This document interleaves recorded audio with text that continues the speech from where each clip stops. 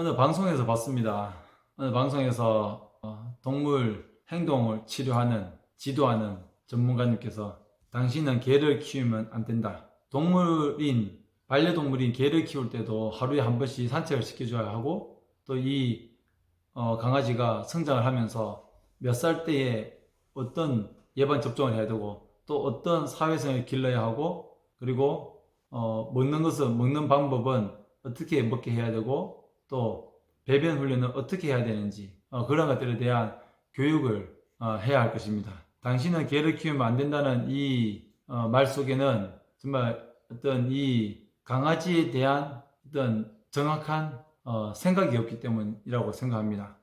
만약에 당신이 준비되어 있지 않다면 개를 키우면 안 된다는 것처럼, 우리가 만약에 준비가 되어 있지 않으면 자녀를 놓으면 안 되겠죠. 자녀를 양육할 수가 없겠죠. 세상에 나쁜 개는 없다라는 말 들어보셨죠? 하지만 세상에 나쁜 보호자는 있다라는 말처럼 세상에 나쁜 아동은 없을 것입니다. 그런데 세상에 나쁜 보호자는, 나쁜 부모는 있다는 것이죠. 너무나 지나친 비유라고 생각이 되어질 수도 있지만, 세상에 나쁜 부모가 상당히 많습니다. 저 역시도 나쁜 부모가 될 수 있고 나쁜 부모일 수도 있겠지만, 남들이 생각했을 때에 반인륜적인 범죄로 인해서, 또한 상상도 할 수 없는 그런 상황 가운데 두 어른, 부부간의 작은 문제로 인해서, 또 다른 외도로 인해서, 또 다른 수많은 상황에 의해서 자녀들을 생각하지 않는 그러한 판단으로 인해서 자녀들은 외면받고 자식들이 외면받고 있는 그런 상황들이 많이 발생하고 있습니다.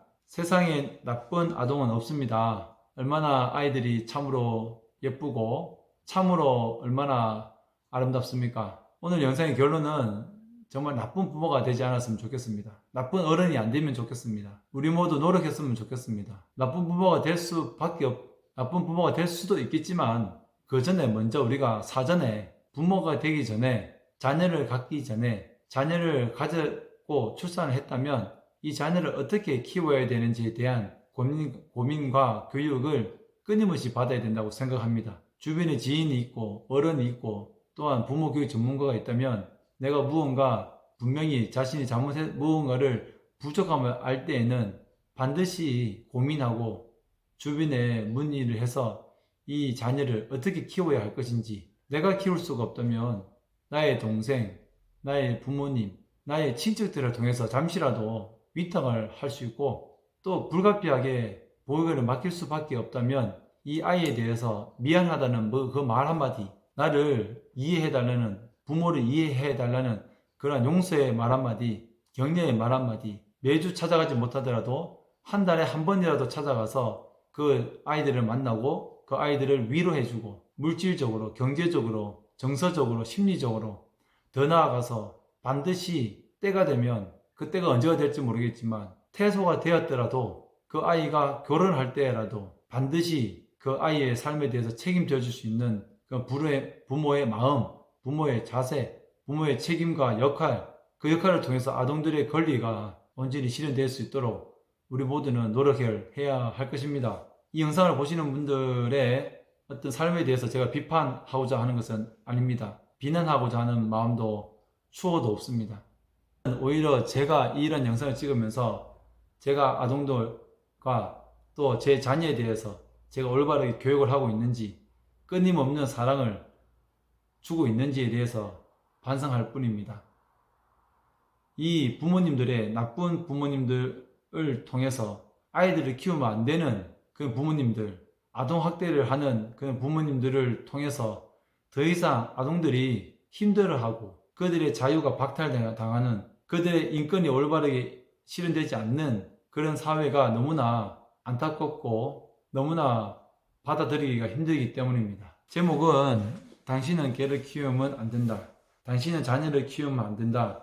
세상에 나쁜 아동은 없고요. 하지만 세상에 나쁜 부모는 있다. 너무 여러분 과대 해석해서 제 영상을 확대 해석하지 않았으면 좋겠습니다. 저는 나쁜 부모가 저 역시 될 수 있다고 생각합니다.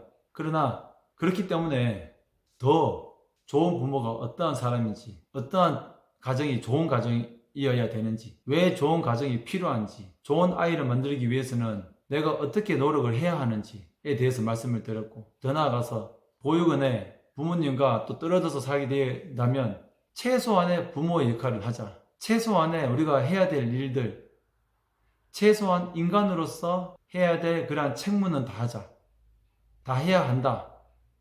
여러분 생각했을 때에 법원에서 부모들이 성격상의 이유로, 어떠한 이유로 갈라서고 양육권은 누가 가지고 양육비는 어떻게 주고, 그러한 법원의 판단이 중요하겠지만 그것을 넘어서서 부모로서의, 인간으로서의 도리가 어떠한 것인지를 잘 생각을 해서 제발 좀 아동들이 부모님을 수없이 그리워하거나, 부모님이 있지만 심지어 부모님이 경제적인 능력이 있고 부모님이 충분히 아동들을 기를 수 있지만 아동들을 외면하는, 아동들을 버리다시피 보육원에 맡기는 그러한 일들이 발생하지 않도록 우리 모두가 노력을 해야 하겠고, 무엇보다도 아동보호 전문기관에서 아동학대 의심 정황으로 인해서 아동들을 보호시설에 보호를 하면서 또 다른 그 부모님들이 또 다른 문제를, 어떤 고민을 하고 있습니다. 이해하실지 모르겠지만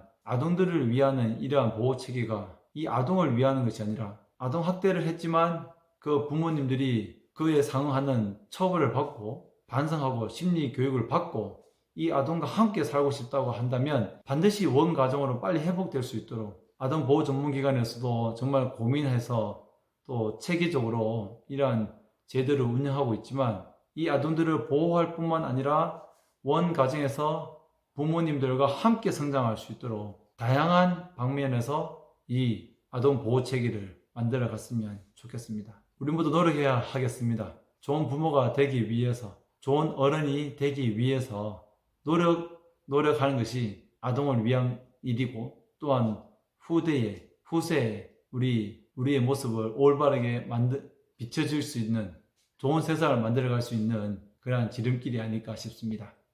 감사합니다.